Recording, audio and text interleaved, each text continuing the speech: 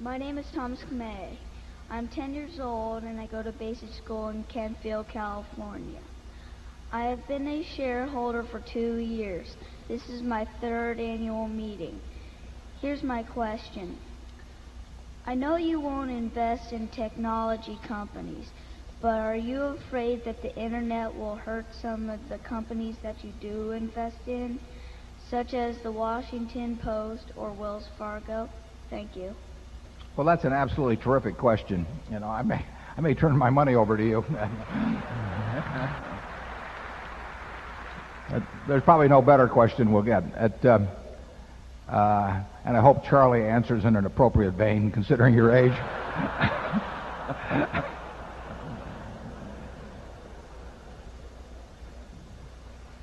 We do not. We have no.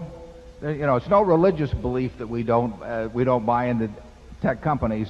We just don't. We have never found one as conventionally defined. We've never found one where we think we know enough about what the business will look like in 10 years that we can make a rational decision as to how much we pay now for that business. In other words, we have not been able to find a business where we think we know what that bush will look like in 10 years and how many birds will be in it, so that we know how many birds we can give up today to participate in that future. Not any. There will be wonderful things, as Charlie so colorfully explained, that will evolve from many of these companies, but we don't know how to make that decision. And you're absolutely right that we should be thinking all of the time about whether developments in that tech area threaten the businesses that we're in now, how we might counter those threats, how we might capitalize in opportunities because of it. It's a very, very, very important part of business now, and will become more important in the years to come, including many of our businesses. And, for example, you mentioned the Washington Post. Even closer to home, we own a newspaper called the Buffalo News in Buffalo, New York. We own all of that, so we're in a position to make our own decisions of an operating nature as to what we should do in respect to the internet. And believe me, Stan Lipsey, who's here today, who runs that paper, and I have talked many, many hours, including considerable time yesterday, about what we are doing on the internet, what we should be doing, what other people are doing, how it threatens us, how we can counter those threats, all of that sort of thing. And newspapers are a category that, in my view, are very threatened by the internet, because we had an example. The internet is terrific for delivering information. We have a product, World Book, that's terrific for delivering information. And 15 years ago, print encyclopedias were the best tool, probably, for educating not only young children, but for educating me or Charlie when we wanted to look up on something on a subject. And the World Book is a marvelous product, but it requires chopping down trees, and it requires operating paper mills, and it requires binding and printing, and it requires a delivery of a 70-pound UPS package. And it was put together in a way that was, for 400 or 500 years, the best technique for taking that information and moving it from those who assembled it to those who wanted to use it.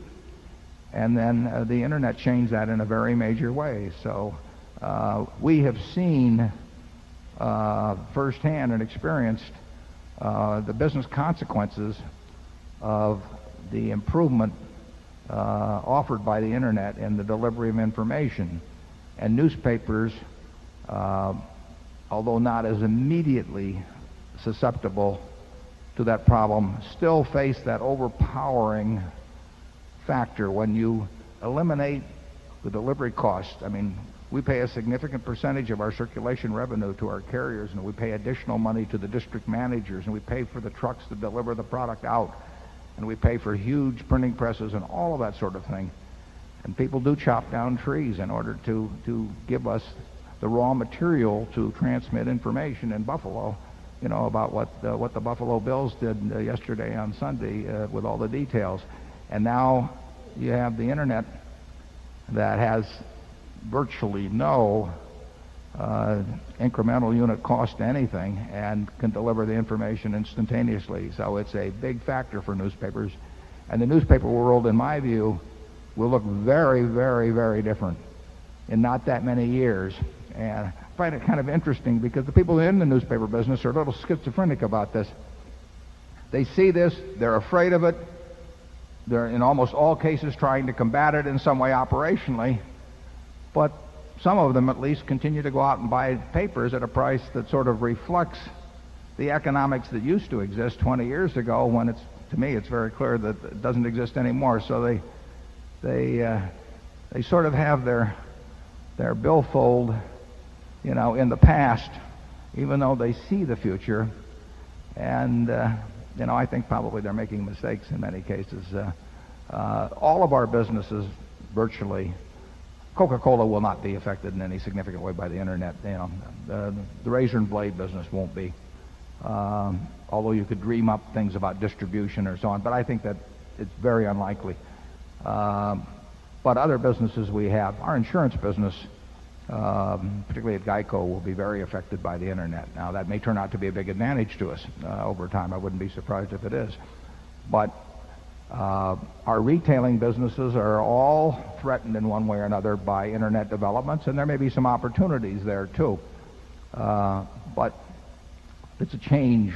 It's going to be change in the world, how the world gets entertainment. It's going to be change in the world, how the world gets information. And it is incredibly low cost compared to most of the methods of conveying entertainment and information now. Charlie? Willie asked if we were afraid if the internet would hurt some of our business, and I think the answer is yes.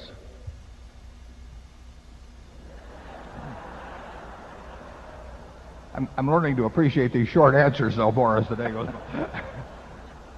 I want to thank you for coming to our meeting, incidentally. You're way ahead of me. I didn't buy my first stock until I was 11, and so you've got a real jump on me, and I wish you well. Okay, Area 4.